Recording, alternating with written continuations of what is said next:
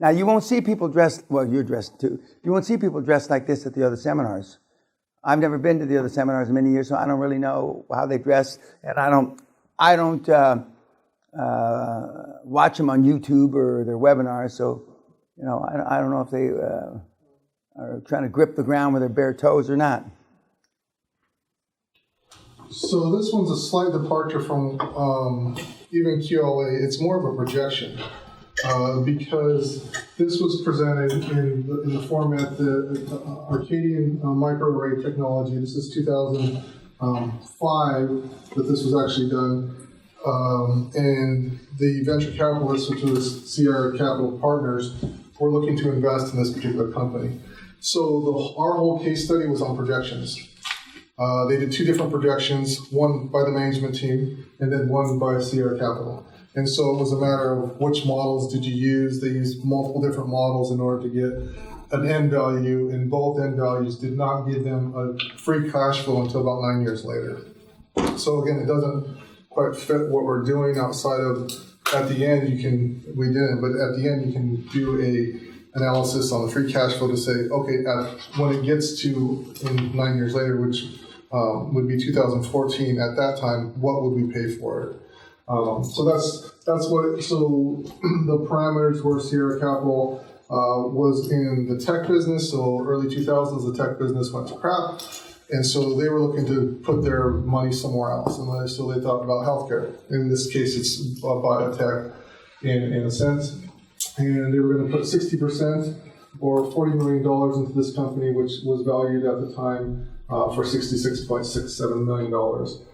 And the projections and the models were trying to estimate terminal value. And estimate terminal value is basically estimating continued value. How much would the company be worth going forward at particular time points? So that's the models that they used.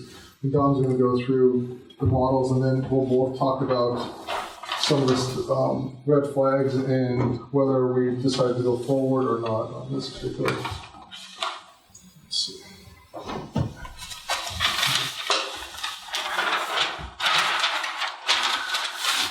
So initially they paid 60% for 40 million, which is a value total for the 100% of 66.67. And we looked at the free cash flow in order to cover the unleveraged debt service, and we looked at the EBITDA numbers. For the free cash flow and for the EBITDA, we used the best case, which was from the management, and the worst case, or the lower case from the buyer side. We picked the last 3 full years, and cash flow on average was 115 million for 2012, 13, and 14. And the free cash flow for the lower free cash flow went to a higher number, 118 million free cash flow. And then we looked at the EBITDA numbers, and we calculated 3 times to 7 times to have a certain area to invest, and we found the lowest number, which was 135 million, 3 times EBITDA, from the worst side of the case to I think it was 2 billion for 7 times EBITDA for the best case. So that's the range where we could we can see the numbers in order to buy this company. But the problem is that they lost the whole investment during the time, so it's not really you have to refinance it. It's not really a case to invest and get something out of it without any risk. Yeah, so a couple other things you gave them $40 million up front to invest. Well, they burned through the $40 million in less than 3 years. So what would they have to do? They'd have to get another investment group. They get another investment group, and your 60% just got diluted again. more than likely they went through multiple rounds in order to finally get to in the model. They'd have to get to profitability. They'd have to go through multiple rounds. So your $40 million or your 60% just keeps getting diluted. So that was another red flag. Your $40 million could have probably been spent elsewhere.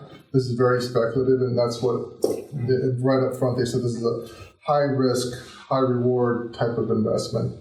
The other red flag is that this company, as I mentioned up front, is switching or pivoting from tech to biotech. So are you really equipped to do the analysis, and do you have the people on your team to really make that go? And is this something you want to pivot to, such a high-risk area right away in a PE group? So both Dom and I didn't think this would probably be a very good investment. And again, the other thing is most PE groups probably are not going to be waiting around for 9 years to start seeing positive cash flow. There's probably at least 2 to 4 more rounds, if there were anybody to take them out. And there are some PE firms that only, when they say we're early investors, but they expect to get taken out in the second round. Let's say they put up $10 million in the first round. They want at least a half to 3/4 to 80% of their first level of investment to be taken out, and they're only at a profit, and then they'll only risking what's left over. And then when the next round comes, they may sell half of that round because they realize that it's 3 to 5 rounds to make these things fly, and there are people that just invest in the first round or the second round. Rarely you get some, but rarely do you get somebody this first round to the 5th round and exit, unless it's going really the right way, big time right way. But they're always limiting their exposure, and they're playing. That's not the right word, but they're using profit that because they've already got their money back, and so by the time they exit 6, 7, 8, 9 years later, the only amount of money they'll have left after 5 or 6 rounds is a fraction of what they put in, but they will have made a blended rate all the way along the scale. And the business cases that we've used for this week, the last couple of days, are big numbers for the most part, 60, 80, 100, 300 million, Pixar, blah, blah, blah. Because that's what I told you from the beginning in the first seminar, to think big numbers. Because, if you don't think billions, I fucking guarantee you won't make billions. And again, if I had to only do one single thing from my history, is instead of $2 billion goal to build a $2 billion company, which I built a $500 million, it would have been to build a $20 billion company. But in my mind, then, that would have been Exxon. And I thought, like Weed Man, that's a lot of money. I mean, 20 billion. I don't know anything about the oil business. You can fit all I know on the head of a pin. We got an accountant partner. We got a lawyer partner. We don't know shit. How are we going to build Exxon? I wish somebody hit me with a cricket bat, but we didn't think. We did fine. Nobody's crying for me, so that's fine. But you got to think big, big, big numbers. You're never going to exceed beyond your wildest expectation. And, I don't like President Obama, but God knows I've said it 100 times. When he said, I'm going to be the first black president in such and such by such and such a year, that was big. That was huge. And